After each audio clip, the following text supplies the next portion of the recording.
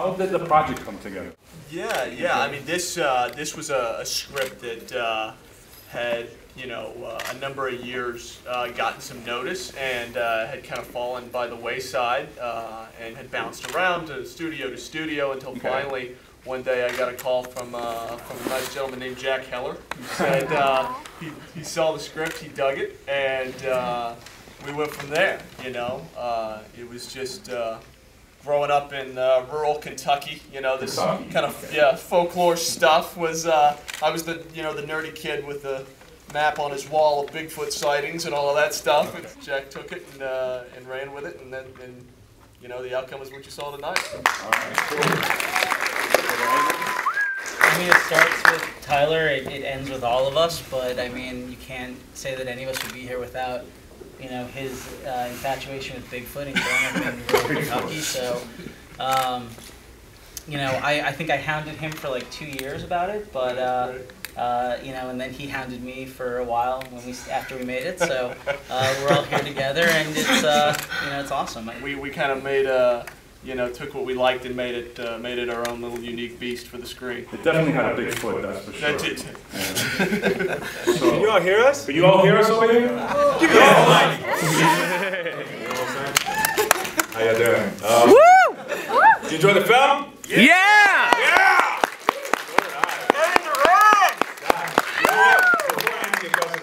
Thank Jack Heller, and it's kind of in reference to what you just mentioned.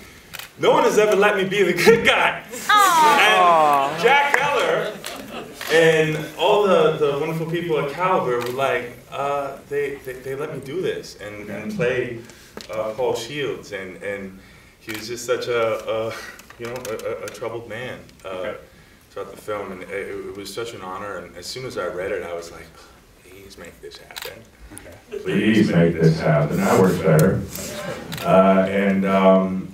Yeah, I was just so grateful for it because, as you know, I've played a lot of devious dark men.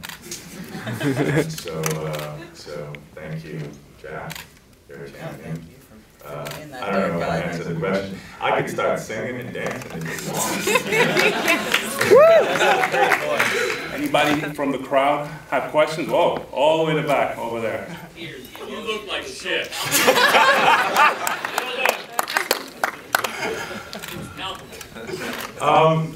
Jack just kept treading on my insecurities every day. He was like, hey, is that your hairline receding over there? No, quite honestly, it was really on the page, and Jack drove me every day to find the rawness of the place that he was in. And I'm really, truly just a big suck in everyday life. So I live on the verge of a very big spectrum of emotions. And thank you so much to my wife for putting up with all of that. So it wasn't too hard to draw from them. It was all on the page. So yeah, applaud my wife.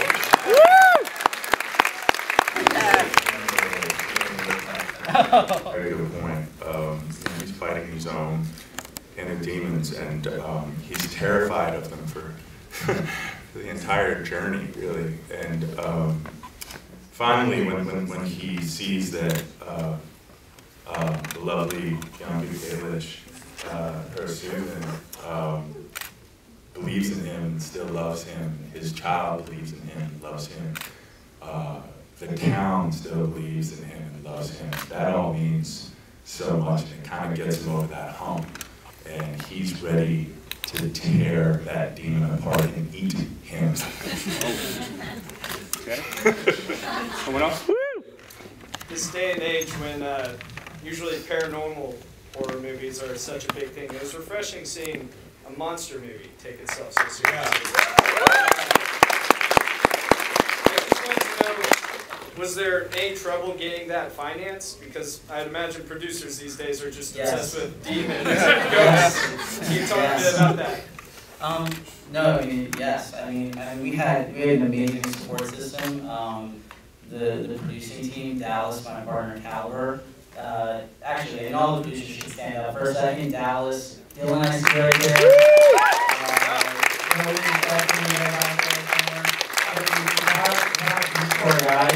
Oregon White, wherever you are, and we would have never made this movie, so everyone believed in the idea of taking a monster movie seriously and looking at it through the lens of how, what this gentleman said, exploring the personal demons and conquering your personal demons through the physical one, and that was the goal here. The goal wasn't to just kill an actual monster, but it was to see somebody go through the stages of grief and get over it and get past it, and see how that relates to his wife, his child, and the town. So our goal, Tyler put it on the page. I mean, that's how it was written. That was the story. When he and I talked about it, I think multiple times he had told me, people kept coming up to him saying, "Oh, we'll give you multiple millions of dollars to make this if you can make it."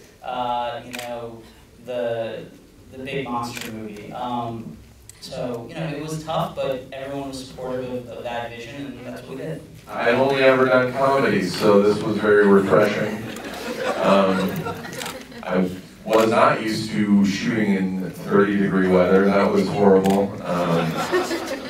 Yeah, it was really quick. I shot like a long time after they actually finished shooting most of the movie, and I flew to Long Island on a Wednesday, shot in the snow all day Thursday, and then got on a red-eye back to Los Angeles on Friday. So it was really a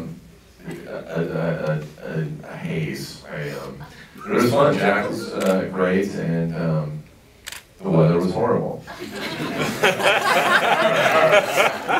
yeah, I agreed to do it because well, first of all, I'm a fan of Kevin's, and they said he was doing it in Lucas, who I'm also a fan of, and then just the fact that I get to die in a horror movie didn't take much. As far as the creature design, I'm not going to take credit for all the brilliant minds that come in after, it's put on the page and say, okay, what does this impossible thing that this guy wrote into the script actually look like? But as far as, what the inspiration was for the physicality of this thing, again, it's, touching on something I said a little earlier, which you probably couldn't hear me because you're way back there. The Jersey Devil, the Wendigo legends, a lot of Native American folklore was kind of an inspiration for what became this this kind of amalgamation of a creature that we wanted to bring to the screen. This idea of these hooves not actually being hooves, but being something that could move and climb, and all of that stuff was a conversation that Jack and I had very early on. About what is this this unique beast look like? What does it move like? How does it carry itself? How does it climb? All of that good stuff. Like I said, it was on the page in one form, but that's the easy part. And guys come in after and actually make it a reality and figure out all that great stuff. So the credit goes to the VFX team, to Jack, to everybody involved. After I hand over those pages with little squiggles on them. I think Roberto was asking how many days was the shooting schedule. We shot it, I think, over 20 days. And then we had our time with Steve in the frigid cold, which felt more like 25 days. For him, for us, it felt like a day. But, it was quick for what we were doing.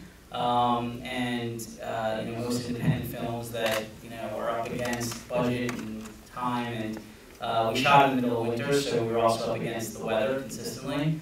It was very cold, and the days we wanted it to snow, it was really warm, and the days we wanted it to be sunny, it was snowing. So, every day sort of changed to be what we needed it to be, I would say. But yeah, it was your average indie film shoot, I would say.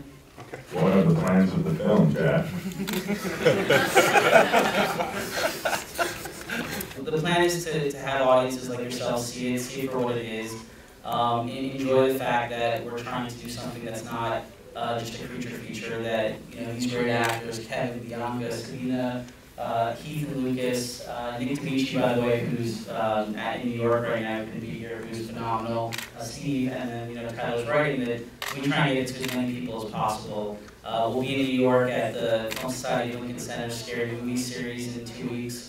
And hopefully, over the next couple of weeks, like every independent film, we find a home for it so that it gets in front of a lot of people.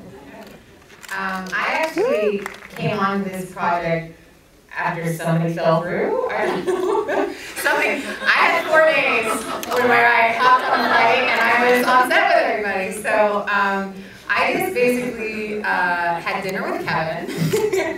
And I was like, we're going to do this. And then we jumped in. And I think there were a couple days where I asked Jack, like, was that okay? I didn't, I felt like the material was really emotional. And it's weird because now I have a child, and I didn't have a child at the time that I shot it. And so it was really, it's kind of crazy watching it back now. And I know at the time I was like very concerned that I wouldn't be able to portray a mother who was going through loss correctly. But I feel like I did okay. I had such a blast working with all these incredibly talented people, and I'm a huge fan of Kevin, as many people have said they are, and just it was so cool to be able to work with him and everyone on campus. Well, I came on pretty last minute as well, and my agent who's here tonight called me and she's like, "We need to self-tape by tomorrow by noon." And I pretty much put myself on tape alone in my apartment with my acting coach over Skype. And I was like, I hope this works. I hope this isn't the worst self-tape you've ever seen in your life. But, do you remember that? I mean, yeah. I pretty much was talking to a computer, self-taping. But, yeah, it was really amazing arriving, and everyone, we just instantly became family. And being in the Hamptons in the middle of winter, kind of limited with what to do, so we spent a lot of time together, and I think we had a really great chemistry, and it was really awesome working together. I miss it. I miss you guys. Actually, I just want to add something about the casting in this movie. I mean, when you start a movie, you don't actually ever end up in your head with what you think the movie is. Like, I don't explain exactly, but you always have an idea of prototypes, and then you start to see auditions and performances, and you start to talk to people. Like with Kevin, when we spoke about the character, I instantly sort of threw away anything that I had seen of his and knew that he was the right guy for this. When I saw Sabina's audition, I knew that she'd be great for it. When I spoke to Bianca, I knew she'd be great for it, and I knew Steve would be great for it because we had met before, and I knew that he would die very well. One of the cool things about shooting where we shot was we were, everyone thinks of the Hamptons as being this place that is so inaccessible, but in the wintertime there's a strong community there, and it's really, has a strong backbone of people who are not there in summertime to sort of, use it for the pleasure reasons, and there's a huge artist community. And a lot of the people in the film that you saw are locals, and I didn't know it until tonight, but one of the local actors in the film is actually here. Billy Patterson is actually sitting right there, and I just want to call him out. I know, number 88, man! We always, find great people to work with who are committed to the work, so that's all I'm saying.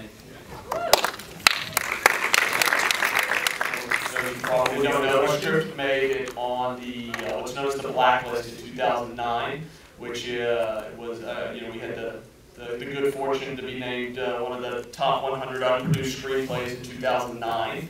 And as with any script, from that point even up until before I met Mr. Jack Keller here, it did change, and I think that it got stronger. I think a lot of what we kind of realized, especially once Jack, came aboard, was just kind of finding a way to get to the root of this character, and his journey, and obviously this is an independent film, so you're doing everything with that in mind, and so it gives you a great opportunity to kind of distill things down and say, what is the root of the conflict? What is the root of this character? How is the most pure, genuine way that we can portray it? So a lot of what you see as far as the conflict with the creature and things like that is basically was the blacklist draft. But we took a step back and said, how can we approach this character in a way? How can we present this town in a way that accomplishes what we want, but also makes it the best film that we can do, you know, for the situation that we're in.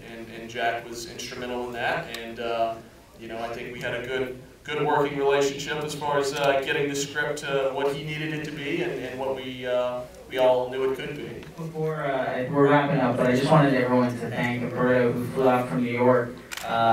You know, El Mainde on Twitter. If you want to know what's going down in Hollywood, he will tell you.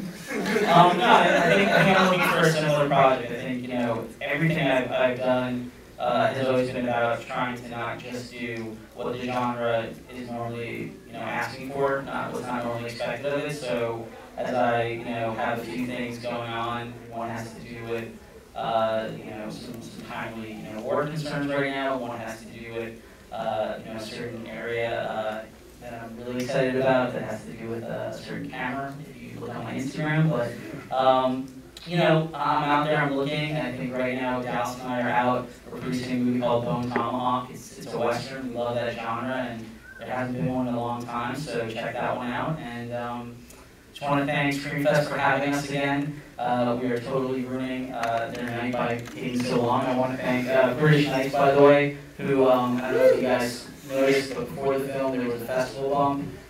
They you know, hooked up Screamfest and myself to make 3 of those that we made for the festival, and they should be online in a day or so check them out. And come to the other films here. There's great stuff at Screamfest. It's a great festival. It needs to get the word out more, so you guys do it. It's awesome. Stay for the next show, or come back tomorrow night and every other night till Rachel when? Wednesday. Till Wednesday. And Rachel, everyone give her a round of applause.